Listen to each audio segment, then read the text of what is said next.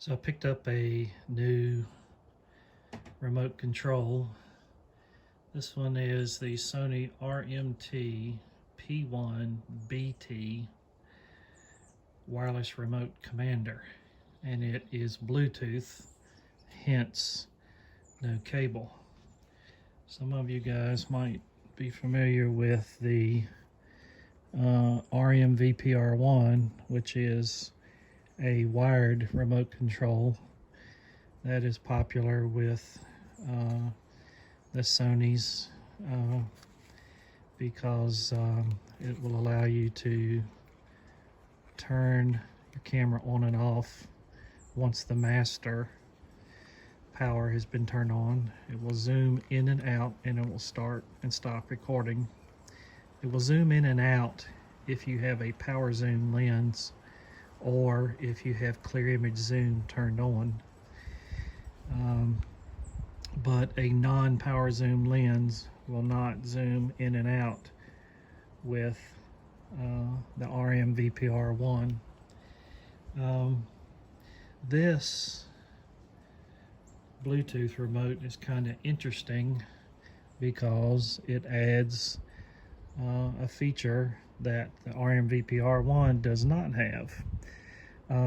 It of course will not turn the camera on, so you do have to manually turn it on with the master power button. But once you turn it on and pair it with the camera, it will zoom in and out with a power zoom lens or with clear image zoom on a non-power zoom lens. It will start and stop recording. It has a button for AF on and for video. It doesn't do us any good.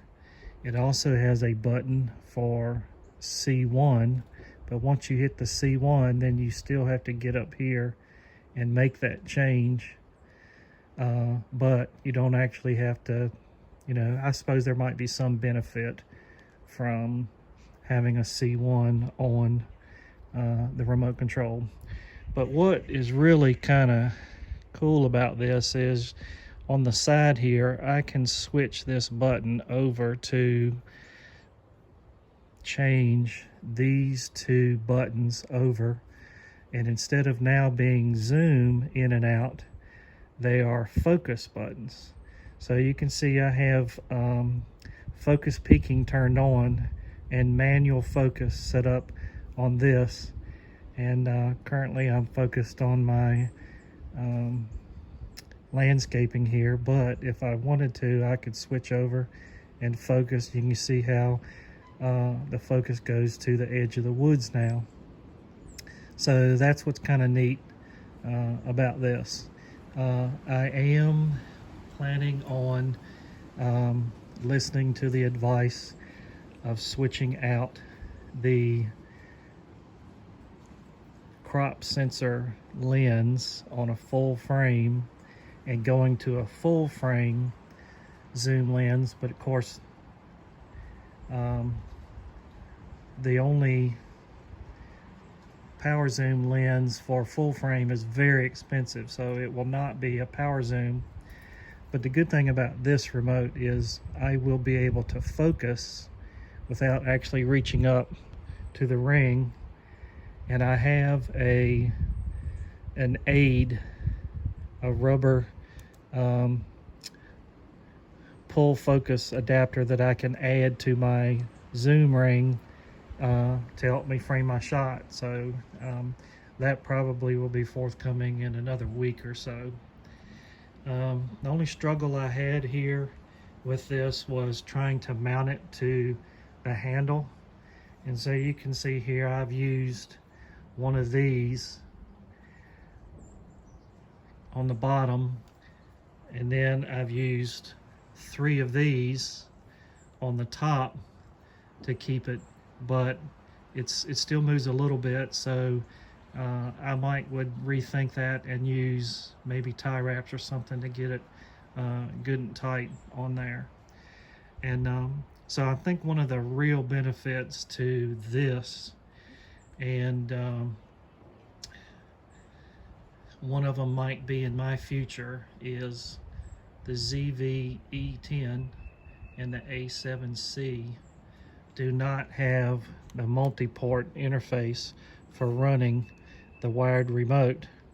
So the Sony ZV-E10 is really catching on, and I feel like I'm probably going to buy one, and I like to have a remote control for all the reasons that I've included in this video, and I'll use this lens with it,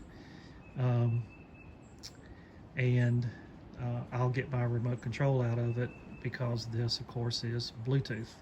Now anything prior to say an A6400 I don't believe has Bluetooth. My A6300 does not have Bluetooth. I know an A64, an A65, A66 do, ZV-E10, A7s.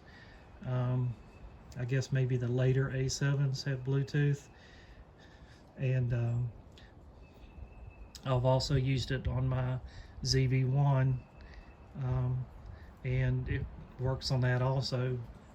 But the ZV-1 also works with the RMT-P1, and for the most part you don't need autofocus on a ZV-1. So anyway, there you go, another option for a remote. Could open things up for those A7C and ZV-E10 users.